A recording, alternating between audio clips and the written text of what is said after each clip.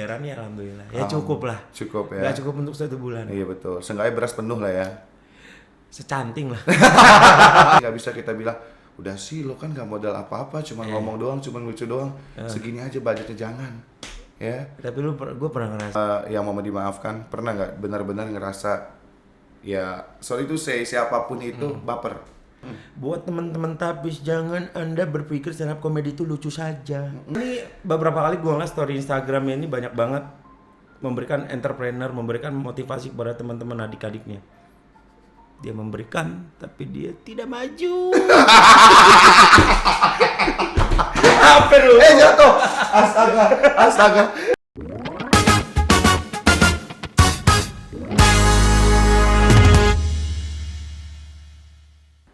Halo pemirsa Sobat Tapis, kembali di Tanya Rumpi Solusi TVRI Lampung yang pastinya menghadirkan sosok inspiratif dan juga pasti siap menjadi kawan bincang Anda kali ini. Nah, kali ini di studio Tapis, Tanya Rumpi Solusi saya sudah bersama seseorang, entah orang ya atau bukan, karena biasa dipanggil macannya Lampung. Udah gak asing namanya, sudah hadir bersama kita ada Imam Macan. Bang Imam, gimana kabarnya? Oh, sehat tuh. Waduh. Gimana kabar gue? Sehat gue. Alhamdulillah, long time no see ya. Long time no see. Makin- Terakhir kita ketemu itu video callan ya, Udah ya Allah. Ngebahas apa tuh ya? bahas pasangan. Oke, bener banget. Gimana perasaannya setelah menjadi bapak anak satu? Asik banget sih. Banyak ngelamunnya. Makin keras dunia ya. Keras dunia. Makin keras. Oke, Imam Macan atau kita tahu biasanya ini salah satu imam yang banyak di kafe-kafe Lampung ya. Asik. Yang punya rombongan banyak dari sebuah majelis ya kan. Majelis karaoke Lampung. Imam Dharma atau Imam Macan, kesibukannya apa nih akhir-akhir nih Bang? Kalau kesibukan sih ada di sales ya. Sekarang udah kerja jadi insan perusahaan. Waduh ya Allah. Setelah akhirnya kita menemukan pendamping, akhirnya ya udahlah, kayaknya gue harus nyari bulanan deh. Nah, oke, tapi yang pertama kita tanya tadi adalah tentang curhat dulu ya teman-teman. Tapi enggak ya teman-teman ya. Bicara tentang Imam Macan pastinya juga tidak lepas dari sosok yang memang terkenal lawak ya atau lucu gitu ya. Di mana tempat, di mana tongkrongan kalau ada Imam pasti rame. Wah, gimana Bang Imam kalau kita tadi bicara memang sekarang kan lagi sibuk juga untuk income bulanan ya. Iya bener. Tapi kalau bicara tentang stand up comedy itu kan salah satu jembatan atau tangga dari seorang imam untuk naik. Gimana stand up komedinya? Kalau untuk stand up comedy kan gue nontonin dulu di awal ya. Gue 2013 akhir tuh ikut komunitas stand up gitu kan. Oke. Karena gue percaya diri banget dengan skill yang gue punya gitu kan pada saat itu kan. Akhirnya berjalannya waktu, ya alhamdulillah sampai sekarang orang banyak taunya. Dulu gue kenal di stand up, Imam stand up. Nah, iya betul. Akhirnya belajar lagi jadi MC, Imam MC. Iya. Gitu. Waduh. Terus jadi tukang rongsok, Imam besi. Yang penting jangan nongol pas akhir zaman. Jangan. Jadi apa? Imam Mahdi.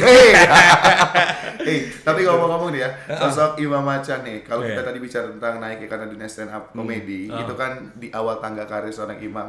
Sebelum akhirnya juga berkecimpung di dunia MC, dunia ya rongsok juga ya. Yang penting cuan ya. Tapi enggak, aku mau tanya nih, aku manis banget ya. Gue mau tanya nih, gimana bicara tentang stand up comedy di Lampung saat ini? Kalau untuk dunia stand up Lampung di Lampung ya, stand up Indo Lampung itu nama komunitas kita kan. Untuk sampai saat ini alhamdulillah berjalannya stabil sih kok. Masih rame juga teman-teman ya, pasang surut ya. Dulu stand up sempat redup gitu kan. Mungkin banyak kejadian-kejadian yang dulu memang di nasional yang kena impactnya dari sana akhirnya ke lokal juga. Terus ada kadang penonton juga datang dan pergi gitu karena sampai akhirnya alhamdulillah sekarang sudah banyak regenerasinya, penontonnya juga udah rame. Ya alhamdulillah, jadi enak kalau kita stand up, nggak mungkin dong kita stand up depan kursi plastik. Nah iyalah, betul. Siap. Sekarang udah ada Ya. Udah asik. Nah, nih ini menjadi pertanyaan juga. Mungkin kalau kita bicara tentang stand up comedy, apalagi tadi dari jawaban seorang Imam Macan ya. Stand up comedy kan secara tidak langsung itu ada masanya, ada musiman kalau kata orang gitu. Tapi kalau misalkan ada kalimat stand up comedy bisa dijadikan mata pencarian, itu gimana pendapat lo? Untuk tingkat nasional pasti. Oke. Kalau untuk tingkat lokal cukup. Ya lumayan aja lah nasi gambreng cuma. Kan gitu kok. Oke. Kalau sebagai mata pencarian tetap kalau gua rasa sampai saat ini pun belum bisa ya. Karena memang dari dunia stand up lokal sendiri banyak ya stand up itu susah kok. Kita harus buat materi. Kalau dalam dunia Islam tuh lo khotbah tuh harus nulis materi dulu, Iya, habis itu lo sampein ke jemaah. Sama kayak stand up, nulis materi dulu, ngapalin dulu gitu kan. Tapi ya bayarannya alhamdulillah. Ya cukup lah. Cukup ya. Gak cukup untuk 1 bulan. Iya betul. Seenggaknya beras penuh lah ya. Secanting lah. Wih kalau beneran secanting kelewatan ya yang bayar ya. Nih gue yang bilang kelewatan loh orang. Tapi enggak ya. Yeah. Artinya bicara tentang dunia stand up comedy itu bisa menjadi mata pencarian. Yeah. Tapi tergantung gimana kita bersyukur boy. Benar, itu setuju gua. Tapi tadi karena menurut gue pribadi menjadi seorang yang ngerasain ya bekerja di depan banyak orang menggunakan mulut itu butuh apresiasi yang harusnya tinggi. Jadi nggak bisa kita bilang udah sih lo kan nggak modal apa-apa, cuma ngomong doang, cuma lucu doang, segini aja budgetnya jangan, ya. Tapi gue pernah ngerasain itu. Pernah ngerasain? Pernah gue 2015 di itu acara teman-teman komunitas sih gue inget banget itu. Jadi gue Ate, Enal, terus Acan dan lain sebagainya. Kita itu stand up nih. Oke. Dikasih nasi sambal telur tuh. Oke. Sambal telur. Nah kita kan stand up malam tuh. Ya kan dibuka udah warna pink cuy. Bukan warna merah lagi. Itu kayak helm Power Rangers warna telur. Ya, Warna pink. Iya. Iya. Itu bumbunya sambal apa buah naga jangan-jangan? Buah naga. Tadi pagi itu makanya kata gue ya udah. Tapi kita sebagai komika kita nikmatin apa yang kita lagi jalanin sih. Oke. Sebenarnya itu aja. Gua sama teman-teman dulu nggak mempermasalahkan soal budget. Tapi kalau seiring berjalannya waktu, kita harus memprioritaskan skill yang kita punya gitu.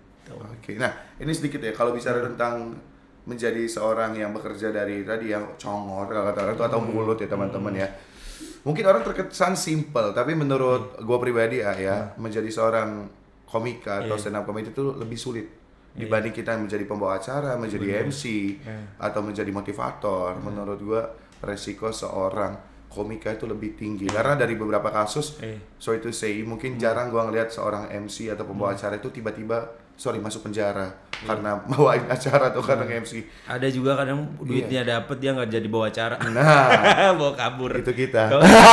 Enggak. Gua kalau dibayar pasti gua datang. Pasti gua datang. Kalau misalkan kurang gede ada yang lebih gede gua cancel. Enggak ya. Tapi balik lagi tadi, kalau kita bilang stand up comedy itu resikonya besar banget teman-teman. Ya karena tadi yang dilakukan adalah bagaimana buat orang lain tertawa. Apalagi kita perlu buat namanya storyline dan juga tadi ya harus ada punchline yang pas ya katanya. Nah, termasuk ketika berani merosting siapa yang ada di depan kita. Masalahnya nggak semua komika tuh berdiri kadang di tempat atau di wadah yang tepat. Sometimes diundang di depan sorry to say, example di depan para petinggi, pejabat ataupun orang-orang yang memang dunianya berbeda. Sorry, kayak kasus mungkin kita tahu Aulia. Kasus dari Mamat Al-Katiri. Ance gua tuh. Nah, Aulia. Atau bahkan setinggi Kaki Saputri itu pernah yang namanya tersandung masalah. Bagaimana itu menyikapi hal itu? Kalau menurut gue gini, kalau masalah kita bahas tentang roasting dulu ya. Kalau roasting kita ngerosting seseorang itu kita perlu ada namanya persetujuan dari pihak yang ingin di roasting. Jadi kita ngumpan materi kita, ini materi kita, kita kasih ke pihak penyelenggara dan ke pihak yang kita ingin roasting. Kalau kata dari beliau, wah masih masuk nih, ini standar komedinya, kita berangkat. Gitu. Cuman kalau misalnya dari pihak penyelenggara dan pihak terkait yang ingin di roasting itu tidak menyetujui, tapi kita tetap ke bawah, itu kita yang salah. Kayak gitu perlu ada persetujuan lah. Karena kita kan merosting nggak sembarang orang. Nah soal materi juga kita harus observasi. Kayak kasus Kance gue bilangnya teman dekat gue dari Aulia gitu ya. Aulia dalam penyampaiannya salah tempat aja. Kalau menurut gue dia salah tempat. Kalau di mata komika dan ucapan yang seperti itu ada temanya namanya. Kita ada temanya Blue Night. Blue itu kita ngebahas soal apapun. Sarah atau apapun itu kita masih oke karena kita ada temanya di situ. Cuman kalau yang Aulia sampaikan karena di situ orang awam, orang general yang mendengarkan itu merasa tersinggung. Dan menurut gue di mata gue Aulia benar, cuman salah aja tempat omongannya. Ya sampai akhirnya ada kasus itu gitu. sebenarnya sangat menyayangkan juga ya. Iya, Satu sangat sisi kita menyayangkan ya bisa kita kan rekan kita dan juga bisa menyayangkan juga ke para ya yang menanggapi dari perspektif yang lain. Makanya gua ketok jidat gua. Aduh, ini pipi ya. Makanya gue sambil mikir ya kan. Soalnya bentuknya sama juga. Sama mengkilat ya. Ya, Gue bilang, aduh Aulia lu kenapa sih? Gue pertama kali dapat kabar tuh gue dikirimin potongan videonya. Cuman gue bilang, wah ini salah nih. Cuman pas gue runtutin dari awal. Jadi ada namanya pembuatan materi itu premise, setup, punchline. Gitu. Premise itu kata pengantar. Premise itu judul, setup itu pengantar, punchline itu yang lucunya. Jadi gue ngelihat video fullnya salah, Uli ya udah gitu aja, wajar. Gitu. Dan lu tidak sepenuhnya membenarkan juga? Nggak membenarkan. Nggak membenarkan. Itu example dari kasus Aulia. Tapi kalau misalnya gue tanya seorang Imam Macan ya, yang terkenal garang ya di panggung ya atau di depan banyak orang, pernah nggak ngerasa salah ngerosting atau malah dapat komentar ketika menjadi seorang komika? Kalau untuk gue stand up ngerosting satu orang, dua orang sebenarnya sah-sah aja, selama itu tidak menyakitkan. Ada teknik roasting, ada teknik ripping.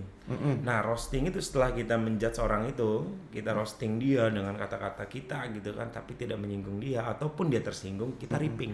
Ripping itu setelah kita manggung, kita minta maaf sama dia, atau minta maaf secara langsung di atas panggung. Sorry ya tadi gue cuma bercanda, tapi bercanda gue serius gitu. Kita balikin lagi. Ya di situ dia bisa menerima, wah ya udah deh gue terima gitu. Ripping itu perkataan maaf sebenarnya secara langsung. Tapi kalau selain yang mau dimaafkan, pernah nggak benar-benar ngerasa ya sorry itu siapapun itu baper? Ada, pernah gua. Apa momennya? Bisa lu ceritain nggak? Jadi pas gua ngisi stand up di salah satu kafe. Di Lampung? Di Jamaika. Jauh ya? Agak ribet bahasanya gue mikir. Di Lampung. Jadi di Lampung. Jadi di belakang tuh ada perkumpulan bapak-bapak. Gua nggak tahu kalau itu mereka pengacara semua gitu ya. Akhirnya di sana itu gue bilang, bapak-bapak lagi pada arisan ya kata gue kan. Ya ngobrol tipis apa kalau agak ribet agak minggir sedikit aja gitu kan, bercanda ya. Padahal mereka nggak berisik. Gitu. Terus gue bilang, di sana bapak-bapak semua pasangan ya, kumpulannya ya gitu loh. Menyudut ke sana. Akhirnya ada yang tersinggung, satu maju ke gue. Mau gue laporin gak lo komunitas ini? Lah kata gue laporin apa Pak, kan gue bercanda, gue bilang. Gue mau laporin aja. Kata mana yang bikin lo tersinggung, temen-temen lo aja ketawa. Gue bilang, mungkin ada kasus yang nggak bisa diselesain, makanya palangnya. Apa sih kalau lo ya? Apa sih ke gue? Jadi ketika lo menghadapi momen dia orang nggak terima, lo nganggapnya jangan serius juga ya? Ya kan serius, tetap gue bercandain. Kadang ada yang kita omongin, terus ada yang heckling ya bahasanya, dia ngebantah, wah apa sih enggak, ngelawan, lawan lagi dengan hal yang bercanda. Tapi kalau pernah kepancing beneran serius pengen ribut nggak? Wah nggak pernah. Kita profesionalisme ya di atas panggung ya. Kalau sampai ada yang ngajak ribut, enggak lah, closing dulu lah baru di luar ribut.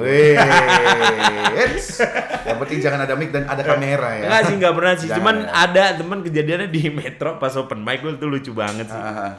Lucu banget tuh. Itu teman gua ngerosting.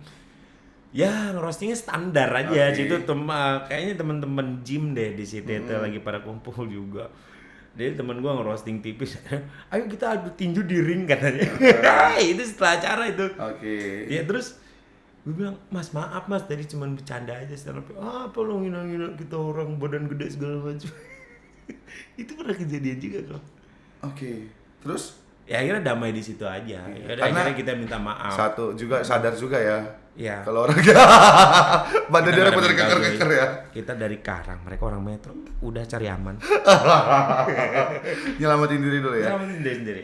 Itu bicara tentang hal yang unik ataupun kalau sampai sekarang itu masih bikin lucu kalau nongkrong sama teman-teman. Iya. Nah, kalau misalkan gue tanya perjalanan dari seorang imam di dunia stand up comedy, dimulai dari Lampung, pernah nggak merambah ke nasional atau ke acara-acara gitu? Kalau untuk ke nasional sih belum ya, paling hanya sekedar ikut audisi. Cuman Oke. kan kalau sekarang ini udah ada jembatan atau mediator kita, ada si Ate di sana, Fatih Andika. Iya, Fatih Andika. Ya akhirnya ngajak teman-teman Lampung yang sering rajin open mic, diajak ke tempat somasi. Podcastnya Deddy Corbuzier gitu kan. Ya dari situ teman-teman akhirnya punya pengalaman-pengalaman yang baru. Gitu. Cuman kan kita nggak sembarang juga nih Ate milih orang ini. Dia kan dilihat dulu dari materinya, rajin atau enggak dia open mic-nya gitu. Ada tahap pembelajarannya lah untuk masuk ke ranah itu. Jadi ngeliat prosesnya juga ya, nggak sembarangan bisa langsung gasken itu ya. Oke, nah kalau tadi bicara tentang lo ya, ibarat kata sama Ate ini partner yang bisa dibilang sama-sama ngebangun komedi Lampung. Nah kalau di Indonesia kan memang banyak komunitas stand up comedy. Di luar negeri itu malah notabene banyak yang sendiri mereka tanpa komunitas. Tapi kalau di Lampung gimana? Selain stand up Indo Lampung, ada nggak sih komunitas-komunitas stand up yang ada? Banyak di seluruh Indonesia, hampir semua ada sekarang stand up Indo. Yang di Lampung? Di Lampung ada stand up Indo Lampung. Itu resmi dari stand up komedi Indonesia. Stand up Indo Lampung. Kalau di luar negeri itu ada juga komunitas sebenarnya kok. Karena beranjak stand up komedi ini berawal dari teman-teman kulit hitam yang kerja sebagai buruh ya.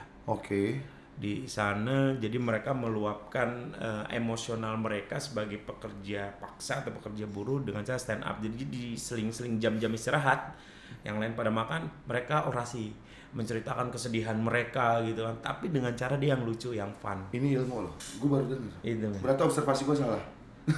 Observasi lu seperti apa? Iya, maksudnya yang gue tahu mereka itu ibarat kata berdiri dengan sendiri dan memang tadi itu tidak dari ada kulit komunitas. hitam. Dari kulit hitam. Awalnya seperti itu. Jadi mereka bercerita tentang keresahan dia sebagai pekerja buruh gitu ya. Secara komedi dikemasnya, akhirnya teman-teman bergilir naik ke situ ke depan. Gue ganti udah cerita gue tukang palu nih, ada yang kayak gitu. Keren ya. Akhirnya dikemas, diterima oleh orang kulit putih, akhirnya merambah di mana-mana. Seluruh dunia ini. Dan termasuk Indonesia ya. Indonesia termasuk banyak sih. Yang gue akuin sih apresiasi kalau untuk stand up comedy untuk wajah dari insan pertelevisian dan itu tuh cukup lumayan banyak. Nah makanya gue ingetin nih kok, buat teman-teman tapis, jangan Anda berpikir stand up comedy itu lucu saja. Itu enggak kok. Jadi stand up comedy itu kan, komedi itu nilai plus. Jadi yang stand up-nya itu kita menceritakan sesuatu hal yang banyak orang yang ngerasain. Gitu. Menuangkan keresahan. Nah ini yang mau gue tanya, gimana kalau stand up comedy yang ibarat kata kita itu sudah terframing atau di mindset kita, wah gue mau nonton stand up comedy, gue mau ketawa atau mau lepas misalkan. Tapi ada momen sebagai seorang komika yang berdiri, pernah nggak ngerasain momen, sial, gue udah kasih punchline yang menurut gue itu udah to the max gitu, tapi ternyata dia orang krik. Pasti ada, karena ada tipikal makanya kok. Kalau open mic di stand up comedy itu kan ajang latihan tuh. Kita tiap malam Sabtu ya stand up Indo Lampung. Di mana kasih tahu dong? Di KL Coffee. Di PU. PU ya tahu. Nah, di sana kan kita latihan. Nah, jadi latihan open mic itu teman-teman punya materi, disitulah nuanginnya gitu. Jadi kalau untuk berharap lucu di open mic itu jangan terlalu. Tapi kalau misalnya kita komersil, kita buat acara show dan itu berbayar, gimana caranya kita harus ada lucunya. Karena penonton yang datang di situ pasti nuntut untuk lucu. Gitu. Tapi pernah nggak ada momen ketika merasa punchline-nya udah to the max tapi dia orang ini, dan gimana cara lo menangani? Apakah lo bakal what the hell gitu kan sama diri lo sendiri atau gimana? Pasti sih. Makanya dari kami teman-teman stand up dan komika itu punya plan A, B, sampai Z untuk cari punch. Di setiap materi kita misal 15 menit durasi, kita harus siapin punch sekitar 5 sampai 7. Kalau misalnya 5 nggak berhasil, masih ada sisa 2 kita untuk narik gitu. Tapi kalau semuanya nggak berhasil, ada yang salah di diri kita. Kurang ngebadanin, lu kurang ngafalin. Yang ngebadanin yang susah, makanya jangan heran kalau ngeliat teman-teman komika di belakang panggung ngobrol sama tembok, ngobrol sama kaca, ngobrol sama spion, sama stang. Itu cara mereka ngebadanin diri supaya mereka nyaman. Ada itu ya? Ada. Kalau Ate itu dia nyanyi, kalau gua ngejerit di belakang panggung. Gitu. Jadi sometimes kalau gue ngeliat lu ngejerit itu lu bukan gila atau bukan stres gila, ya? tapi lu lihat kalau malam mungkin gua kesurupan. Oke, tapi gue balik lagi ya, mau nanya sama Adi balik. Imam Macan ini yang waduh gila banget ya kalau bicara lucu dan lain-lain. Nah, ada kalimat yang bilang stand up comedy yang belum pernah tembus ajang nasional itu sulit untuk dikenal. Nah, bagaimana?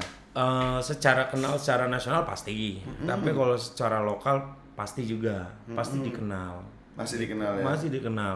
Kalau nasional itu kan lingkupnya sudah seluruh Indonesia ya. Iya. Kalau kita hanya main di Lampung tapi kita berharap kenal di seluruh nasional stand up kayaknya enggak, kecuali kita jadi pembunuh berantai. Terus viral. Ya kan? Itu kayaknya terkenal. Oke. Tapi kalau untuk stand up, kalau kita bermain di lokal ya hanya lokal yang kenal kita. Tapi kalau kita main di nasional pasti orang nasional juga. Secara luang lingkup aja. Oke, baik. Tapi ini ya, balik lagi nih gua. Kalau dibicara tentang momen dari stand up comedy perjalanan Imam Dharma, ada nggak momen yang gua bisa bilang cukup terkenang sampai sekarang nih? Di mana dan pada saat apa? Gua nggak ngerti ya, orang akhirnya bisa banyak tahu gua. Kalau gua kan hanya let it flow, ngikutin perjalanan gua aja sebenarnya. Ketika gua open mic, sebelum open mic itu ada malam Jumat tuh namanya kombut, komunikasi bundling. Oke. Kita tukar materi, habis itu malam Sabtu kita open mic. Ya gua ngalir aja open mic sampai akhirnya gua diundang di acara ini stand up, diundang acara ini stand up. Gue nggak tahu momen di mana pas gue terkenal itu di mana, gue nggak tahu. Oke. Tahu-tahu terkenal aja ya. Waduh. Sombong dong. Ya kayak Niko, lu tahu Iya, momen di mana lu banyak orang tahu lu? Kalau gue sih nggak tahu ya kalau momen gue bisa mulai dikenal. Atau pas kenal sama instruktur. Iya. Nggak sih ya, kadang kita Gila, memang nggak tahu ya. Tapi memang gue lahir sih, kadang gue berpikir gue lahir emang untuk terkenal juga sih. Ya. Bisa aja dah. Bisa jadi komika ya gue? Bisa. Aduh. Gampang jadi komika, Gampang itu ya? bener deh. Oke. Bener. Kuncinya apa? Mungkin kiat-kiat teman-teman ya. Gue pengen lu jadi komika tapi gue nggak tahu wadahnya. Terus what must I do gitu. Temen-temen tuh kalau pengen jadi komika sebenarnya gampang. Niko untuk temen-temen tapis yang ada di rumah sebenarnya berawal dari keresahan kita yang ada di sekeliling kita atau menceritakan diri kita sendiri. Oke. Gitu. Karena ketika di atas panggung pasti otomatis MC stand up nyebutin, oh ini pertama kali nih komika yang bakal naik ke atas panggung, kita panggilnya dia ada Niko. Gak mungkin lu bahas tentang politik dong. Iya. Orang pengen tahu dulu siapa lu, lu dari mana, keluarga lu gimana, kan orang pengen tahu dulu. Dikemas secara komedi. Ketika orang udah nyamuk, wah keren nih. Kita nge-branding diri kita dulu. Bukan Niko aja. Kan gitu. Kita nge-branding diri kita dulu berarti. Benar, ya. kita jual diri kita dulu. Untuk awal kita dikenal mau seperti apa dan sebagai apanya itu. Oke. Tapi ya ini gue pertanyaan kembali nih. Gue kadang sebagai penikmat dari stand up comedy itu cukup senang. Sorry, bukan maksud menyinggung banyak pihak. Tapi gue cukup senang ketika melihat seorang komika yang berdiri tegak tapi dia berani speak up tentang sebuah keadaan. Dalam arti dari konteks politik ataupun menyinggung cukup subjektif gitu ya. As a example, Kiki Saputri itu gila banget sih. Lu pernah nggak melakukan itu? Atau tanggapan lu melihat seorang komika yang memang udah kelas dalam artian dia seberani itu loh? Kalau untuk ruang lingkup nasional pasti si subjektif itu pasti dikenal juga sama seluruh Indonesia. Betul. Pasti lebih mudah dia mau atau tidaknya itu masih bisa ditoleransi dengan teman-teman komika. Cuman kalau untuk Lampung sendiri, kalau kita pengen seperti itu, wah persetujuannya pasti ribet men, perlu cap RT mungkin kelurahan, kecamatan, kepolisian gitu sampai dianya mau. Udah kayak sidang kompre ya. Nah, itu sebenarnya kan roasting itu kan bukan berarti kita menyudutkan. Betul. Ya. Roasting itu kita menceritakan sisi lain dari seseorang itu, dari pekerjaannya, sosialnya lah kita. Yang kita. Dan bukan maksud menjatuhkan. Enggak ngejatuhin, kita cuman bikin dia malu aja. Tapi pernah. Gua sampai saat ini sih belum pernah ya kalau untuk tingkat politik, tapi kalau untuk kayak manajer perusahaan, kalau ngundang gua pasti sekarang mintanya roasting. Oke, roasting diri dia sendiri? Roasting mereka ya, si manajernya. Makanya gua sebelum roasting pun gue selalu bilang sama penyanyi, gue minta dong kisi-kisinya dari orang tersebut gitu loh. Dia udah berapa lama kerja di sini, karakter dia gimana, keluarganya di mana, sudah nikah atau belum, seperti itu. Gue cari dulu.